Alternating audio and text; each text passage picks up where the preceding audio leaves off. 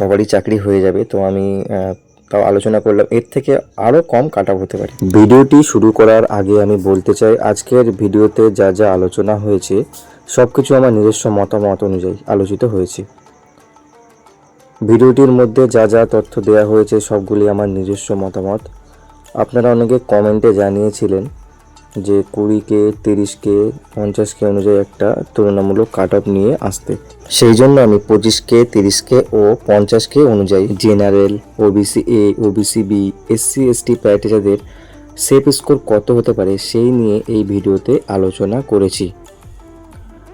তো আশা করছি আজকের ভিডিওতে আপনাদের সমস্ত যে মনে কোশ্চেনগুলো আছে সেই কোশ্চেনের উত্তর আপনারা পেয়ে যাবেন। তো আরও যদি কিছু জিজ্ঞাসা করার থাকে তো অবশ্যই কমেন্টে জানাবেন। চলুন ভিডিওটি শুরু করা যাক। তো ভিডিওটি শুরু করার আগে আপাতত প্রাইমারিতে ন্যূনতম কয়টি সিট খালি আছে সেটা নিয়ে আমি আগে একটু আলোচনা করে নিই। তো সিট অনেকই আছে, কিন্তু সব থেকে কম ন্যূনতম কটি সিট আপাতত এই যে 2020-তে লাস্ট ভ্যাকান্সি কালেক্ট হয়েছিল, এই যে 4 বছরের কটি সিট খালি আছে ন্যূনতম সব থেকে কম, মানে এটা 100% খালি আছেই, তারপরে তো এক্সট্রা অনেক খালি আছে সেটা নিয়ে আলোচনা করছি। তো ন্যূনতম 5,000-এর বেশি প্রত্যেক বছর রিটায়ারমেন্ট হয়, তো আমি ন্যূনতম 5,000 ধরছি। তার 4 বছরে এখানে 20,000 চলে এলো। এছাড়া ক্লাস 5 নিউ কিছুটা যুক্ত হয়েছে ও বাকি অনেকটা বাকি আছে। তারপর নিউ স্কুল হয়েছে, সেখানে 5,000 থেকে 10,000 ধরা হলো, তো এখানেই 30,000 হয়ে আসলো। তার মানে ন্যূনতম 30,000 সিট খালি আছেই আছে। তো এছাড়া অনেক আছে, 50,000 60,000 আছে এক্সট্রা, সেটা আমাদের গভর্নমেন্টের উপর ডিপেন্ড করছে যে কত ভ্যাকান্সি আনবে। কিন্তু সিট কিন্তু অনেক আছে, কিন্তু আমি ন্যূনতম যে 4 বছরে কটা সিট খালি হয়েছে সেটাকে বলছি। তো এর আগে পরে প্রচুর সিট থাকতে পারে, তো আমি ন্যূনতম 30,000 সিট খালি আছে।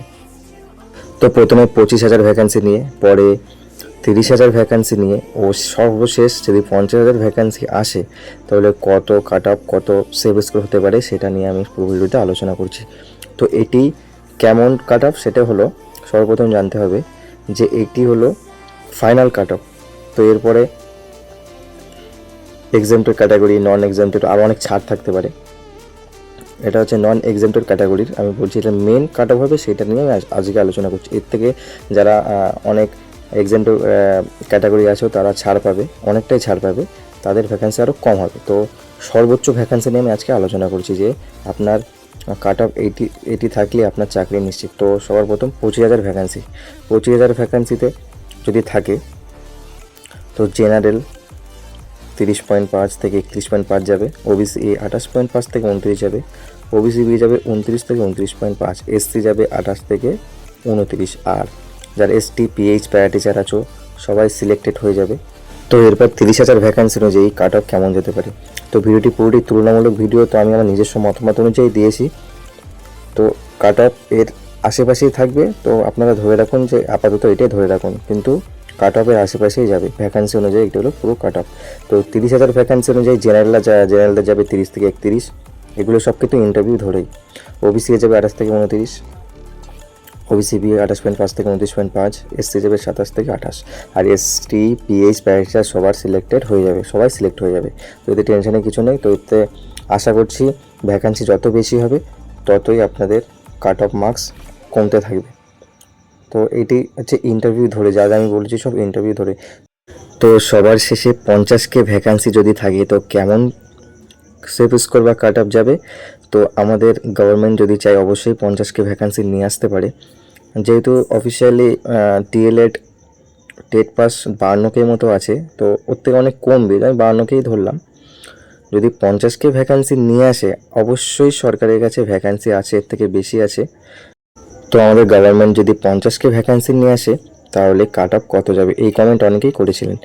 তো কাট অফ খুবই কম হবে, এর থেকেও কম হবে, কিন্তু যেহেতু অনেকের একাডেমিক স্কোর মোটামুটি ভালো, সেই জন্য নাম্বারটা যতই কম দিক ইন্টারভিউতে নাম্বারটা সে গড়ে একই থাকবে।